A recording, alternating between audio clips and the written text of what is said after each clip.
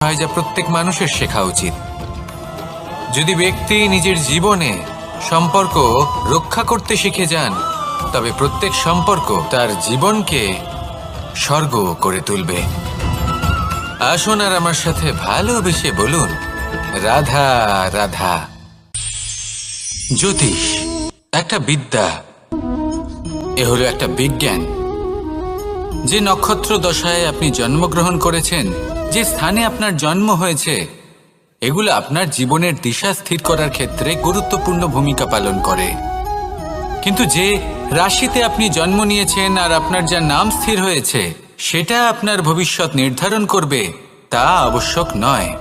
রা দিয়ে রাম এবং রা দিয়ে রাবণ, এই দুজনের রাশি সমান ছিল, কিন্তু একজন নিজের শক্তির দুর্ব্যবহার করলেন। স্বর্ণ লঙ্কার অধিপতি রাবণ